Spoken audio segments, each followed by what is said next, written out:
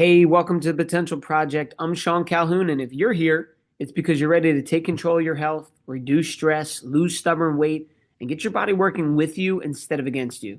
On this podcast, we're all about simple, no BS strategies for fitness, nutrition, and lifestyle so you can feel strong, confident, and in control. I'll give you the tools, mindset shifts, and habits to help you look and feel your best without spending hours in the gym or stressing every meal. So let's get into it, right? And today, what we're going to talk about is steps.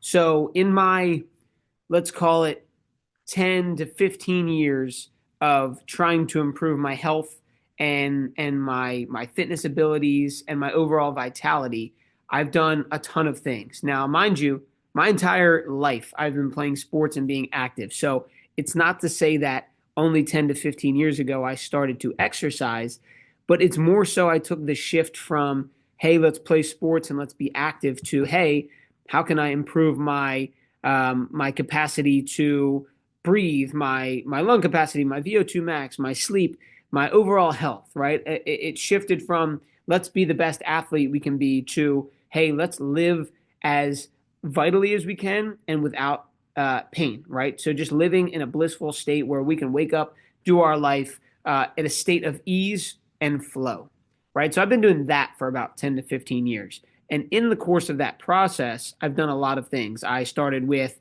like your beach body workouts on the TV. I would go to the gym regularly with friends and lift weights. I've done outside workouts. I've done core sculpting YouTube workouts. I've competed on stage for physique bodybuilding, right? Like I've done a lot of things to try to increase my health.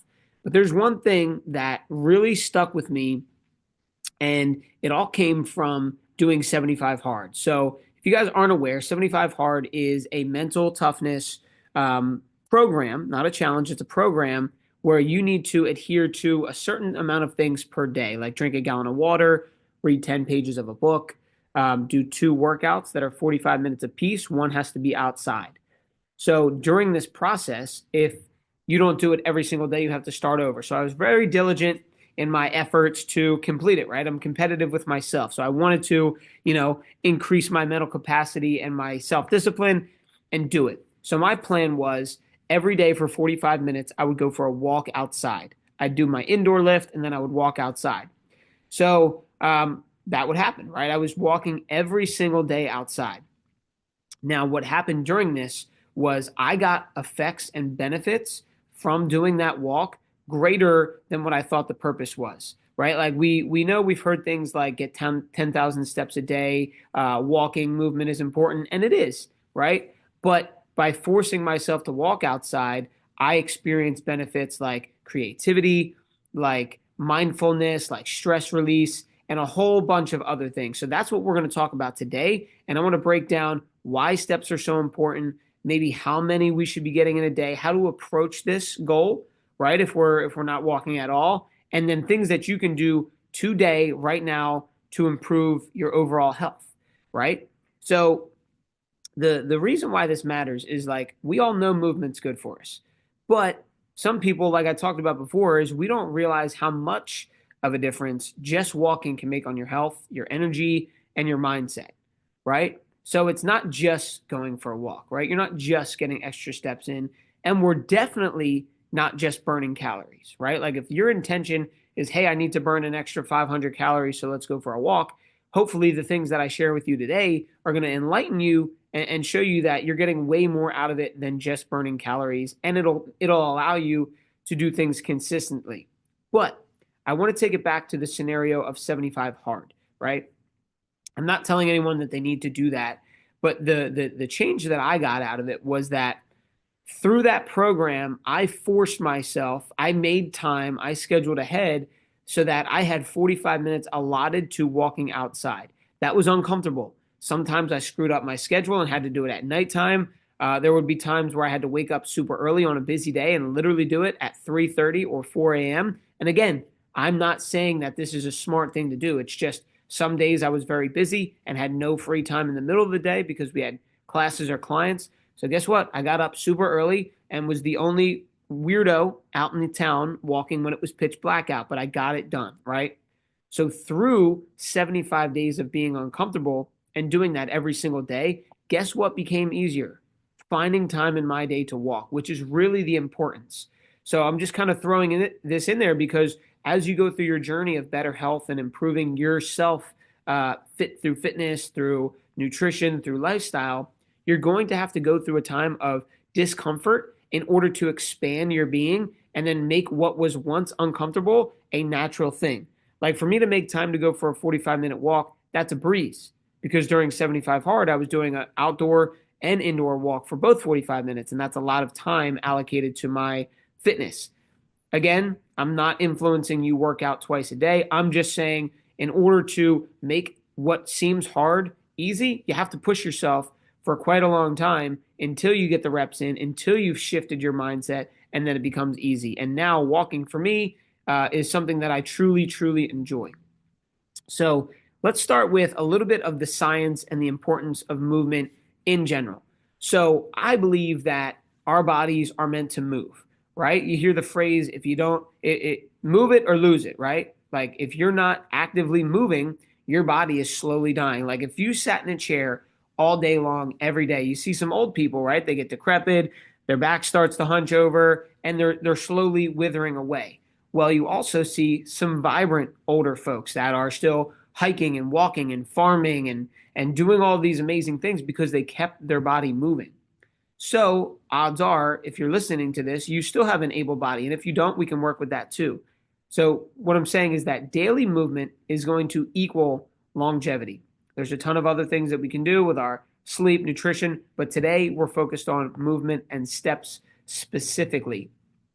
So that walking regularly is going to reduce your risk of heart disease, diabetes, and obesity. These are huge. You know, I had a friend growing up who his great grandmother, believe it or not, she lived to deep into her 90s. And this woman, I don't know, I never even asked her, but this woman, when she was in her 40s, stopped driving. Whatever that reason was, that's fine. She just stopped driving. And you would see her walking everywhere. I mean, every time I left my house, every time I was going somewhere, she was out walking.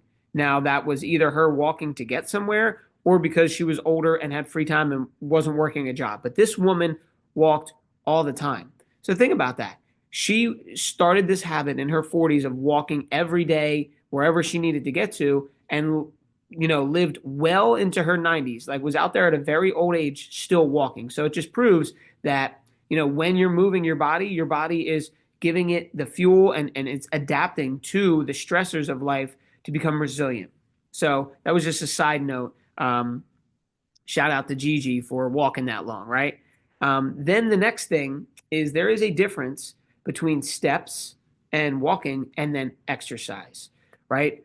Thinking about daily movement doesn't mean that you need to crush workouts and go ham in the gym every single day. Simply by just increasing your step count can hugely increase your metabolism and it keeps your metabolism working, right? So today we're thinking about steps and daily movement rather than like hammering down and like beating your body down in an intense workout on a daily basis. So with this, right, it's like how many steps should we strive for? Well, that's a loaded question, right? I think we put these ballpark ranges in there as a good goal to shoot for, but we have to realize that everyone is different. Now, this 10,000 number, this 10,000 step number was like completely made up. If you look back, I should pull up the article or stats, but it was completely made up. But either way, whether it was made up or not, 10,000 steps is a great goal because if you're walking that much and even more than that, you have a greater chance of lowering your all-cause mortality, right? Like just by moving that much every single day, you're going to greatly increase your health, your mindset, and reduce risks of all those diseases. But even, I mean, shoot, 7,000 to 8,000 is great. And if you look back in time, right, when folks were farming and doing other things, they were probably crushing like 14 to 15,000 steps. So, if you're doing 10,000, that's great. We can always be a little bit better without getting out of control, right? So 7,000 to 8,000 minimum is what you should be shooting for. But if you're currently very sedentary, you don't move a lot, your job requires you to just sit and be on the computer and be locked in, guess what? starting by adding 1 to 2,000 steps more per day is a great start, and we can build from there. So none of these numbers or stats or anything that I'm telling you is like set in stone, like you must do or else you're a failure. I'm the type of person who recognizes we all are where we are, comma, and that's okay, right? Because we can all take a step towards the right direction, and do what we can do to improve. So next, I want to break down some of the hidden benefits of walking. Now, this is, I mean, they're not so hidden, right? Like you kind of know how you feel when you walk. You can look up on Google some of the hidden benefits, but these are the things that I noticed during my stints of like doing 75 hard, where okay, I have to do 45 minutes or more of a walk, and that's a decent stroll. You're not just going around the block, so you're out there. Now, while I was doing these walks, sometimes I'd have a podcast on. Sometimes I'd listen to an audiobook. I wouldn't necessarily listen to music. I'm not too much of a music guy. I like to take that time to either learn from someone else or learn from myself, which means no headphones, no distractions, completely just, allowing my thoughts to go. It's almost like a meditative state where you're just walking and you're filtering out thoughts and you're coming up with ideas and things like that. So the first thing was a creativity boost, right? And this is something that I wasn't initially thinking I was going to get by going for my walk. I thought, hey, burn a couple extra calories, keep the body moving, make myself feel good. But the creativity boost was huge for me. And what started to happen was I started to almost prefer walking without any distractions because you get to embody nature a little bit more. You get to smell the smells a bit more. You get to see the sights. You're looking at the different houses, the different colors, the shapes. What can you smell? What can you see? What can you feel? Like all of it, right? You get to experience your senses a little bit more. And then you get to play out your thoughts, your goals, and the things that you're working towards in your life. It's distraction free. It's amazing, right? So if I have something that I'm trying to improve with the business or with my personal life or an idea that I have, well, then guess what? You have free range to start drumming up ideas, playing out scenarios. And, it got to the point where I started to have to take notes on my phone, even though I didn't want distractions. I had great ideas for podcasts. I had things that I didn't want to forget by the end of my walk. So I'm jotting them down in my notes. And guess what? Instead of that 45 minutes being just like a waste of time where I got steps in, I got my exercise and my movement. And then boom, I came up with an idea to then draw up more business, create a relationship with another partner or a business, whatever it might be. That was all happening during my walk. It's science. It's proven that when we're moving, we're stimulating neurons in our brain that are opening up new pathways. They said that Steve Jobs, when he was still alive and with Apple, would take his team for walking meetings. Like they had a path around their campus and they would all go outside and they would just be moving. People are taking notes, recording on their phones or however they were recording the information, but they were moving their bodies. And then together collectively, they're coming up with super great ideas because now it's like a mastermind in movement. So super helpful. I'm just saying that from my point of view, for me to move, we allowed the distractions to go away and then thought about what was going on. You see, I believe that we're all tapped into an all-connected power, right? I don't want to get woo-woo here on you, but hear me out. We are all connected through our subconscious, right?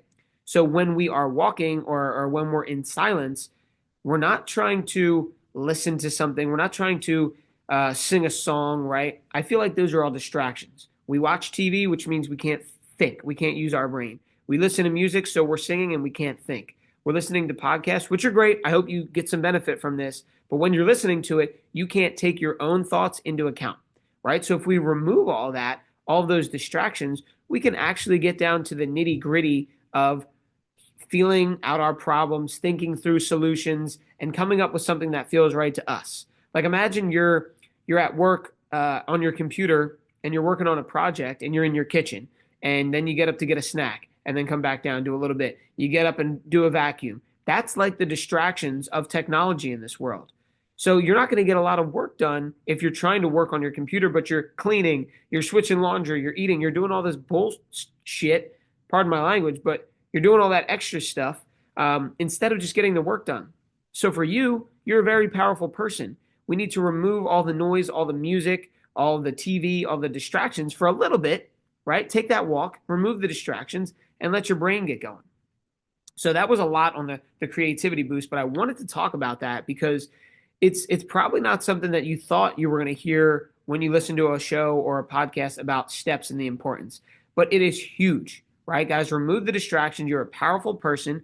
You have all the answers, right? You know what you need to do, and we can figure it out by just getting rid of some of the stuff. Instead of adding all the noise, learning from a million different people, you've got a lot of the answers. Get the distractions away. The second thing is stress relief and a mood boost. Guys, if you're having anxiety, if you've got depression, if you're going through a tough time, I'm telling you, walks are some of the best medicine that you can do, right? It releases your endorphins, it lowers your cortisol, and like I said, it acts like moving meditation. So it's like a triple whammy, right? You're getting the right chemicals flooding into your body, you're feeding your mind with either a good podcast or some good thoughts, and you're moving your body. It is proven to make you feel better, right? There are studies on some of the most successful people out there, and what they would do every day is walk for about an hour with no distractions, looking up far away. So if you can, like let's say you're in a nice park and you can see far away and you're not staring at your feet, you're observing the sky, the trees, all the stuff. That is one of the best ways to reduce stress and make yourself feel better. And then next would be better digestion and blood sugar control. Now we're getting more into the physical aspects of walking, right? If you go for a walk 10 to 15 minutes after your meals, it's going to improve your insulin sensitivity and it's going to help prevent energy crashes. So it helps those blood sugar spikes stay level. It's going to help your insulin sensitivity, like I said, which is going to overall help you, burn more fat, stay at a higher metabolism, and then also improve your digestion because your body is allowing your food to flow through at a nice relaxed pace. Now, I don't mean eat and then be pumping it out there, walking as fast as you can, like a leisurely walk, but moving your body. And then lastly is better sleep and recovery, right? Gentle movement throughout the day helps regulate your circadian rhythms. It reduces your muscle tightness, and it just feels good, right? So if you just did a hard workout and you crushed legs, well, then guess what? Go for a walk the next day. Keep your bodies moving, but let them recover. Let them not be stimulated by tons and tons and tons of weight being pushed up and down like doing squats as heavy again. So go for a nice walk. And then also, like I said, if you're getting fresh air, you're getting sunlight, even if it's cloudy, the rays from the sun are still hitting your skin, penetrating through your clothes. That's going to help regulate your circadian rhythm because we are diurnal creatures, which means we wake when the sun is up. We go to sleep when the sun is down. So if you're going for a walk when the sun is up, it says, hey, let's have energy. Let's feel good right now. Let's get some vitamin D. And then at nighttime, that allows you to then settle down when the sun goes down. So those are some of my experiences from walking and some science and some tips. But what are some actionable steps that you can do today, right? And when I go through these, I don't want you to try to do them all. I hope that you just take one thing and actually do something with it. Because if you're someone who takes advice and you're listening to podcasts and you're watching YouTube videos and you're going through courses or whatever you do, seminars, and you're the person who just takes it in and then doesn't change anything, you are wasting your time and your money. So please, this is free, but it is also stuff that you need to take action on, right? So first thing is you need to set a daily step goal. If we're just aimlessly going about it, we're never going to hit our target. So first thing is to track it. See where you're at. Let's say you're at 4,000, right? You're doing 4,000 steps on an average day without you even thinking about it. Now we know, and we can set a goal. Hey, let's do 5,000. Let's do 6,000. If you're at 8,000 already, great. Can we get to 10,000? Right? We need to push ourselves and challenge ourselves. But the first step is to track it and set a daily goal. Next is to take movement snacks, right? This way we can set an alarm maybe every hour and walk for 2 to 5 minutes to break up you sitting down. So if you're someone who has a sedentary job, set an alarm on your phone, or if you have an Apple Watch, it'll tell you when to stand up and move. It'll tell you to take a deep breath. When those triggers go off, use that as a cue to also walk. Now, this doesn't mean you have to go outside and do a 30-minute walk. I mean, shoot, you can walk for 2 minutes. You can walk down the hallway and back. You can go to the bathroom and back. You can go up and down the stairs a couple times.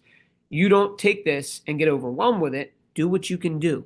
but the start of taking action and doing those movement snacks, so to speak, throughout the day can lead into better habits and an increased goal later on. Next is to take post meal walks. Now, I kind of referenced this in the digestion portion, but it's huge, guys. If you can walk for 5 to 10 minutes after your meals, it's going to help you do all of those things like, regulate your digestion. It's going to help you with your circadian rhythm. And it's also like a mindfulness practice as well. It gives you time to cool down and really add to your steps, right? It's a double whammy. You're going to do all those things that I said before, but it's also going to help you get your step count up.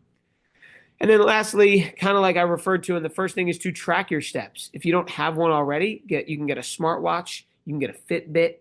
Your phone, if it's in your pocket, is going to step. And at very least, I mean, they sell like real cheap things that you can put on your shoes, on your ankle, on your wrist that are just going to count steps. Are they all perfect? No. But guess what it's going to do? Get you thinking about it, get you in the right direction, and give you something to go off of. So let's say your step counter isn't perfect, but you, on your step counter, step 5,000 steps. And then the next week, you got up to 6,000 steps. Well, that's a relative jump, right? Whether it's exactly 6,000 or not, who cares? You made an improvement. You were able to track it. So you need to have some type of device or way of tracking it, because sure as hell no, you're not sitting there 1, 2, 3, talking about all your steps and tracking them in your head. So get a step counter. Just to recap, guys, some of my biggest things were that there are hidden benefits to walking, right? The mindfulness, the creativity that you get out of it, and the stress relief. In modern times, we live in a crazy world with a lot of technology and a lot going on. You see people on social media, it can be very overwhelming. So you can take that time to de-stress, to relieve some anxiety and depression, and go for that walk. So I encourage you guys, just choose one thing, right? From the list, if you need to write something down, re-listen, choose one thing that you can do and do it today. Commit to yourself. Don't say, I think that would be cool. I think I can do that. Say, no, I am hell-bent on doing this one thing and doing it very good to the best of my ability. And then you can always stack the other things on top of it, because if you're listening to this show, you're someone who understands that it's a journey, it's a lifestyle, and we're going to do this until we kick the bucket. So if you enjoyed this episode, please like it, share it. What I'd like you to do is screenshot the episode, tag me on Instagram at @SeanCalhoun_, and then let me know how many steps you're aiming for this week. I'll repost it and send it out to my folks. And then invite someone. If you know a friend or family member who would enjoy this, invite them to listen to the show, send them the link. And then lastly, like and subscribe, guys. I post these every Tuesday at 5 a.m. It's stuff that's going to be beneficial for you, for your health and your wellness journey. So until next week, I will see you guys. Go have an amazing day and take those action steps today.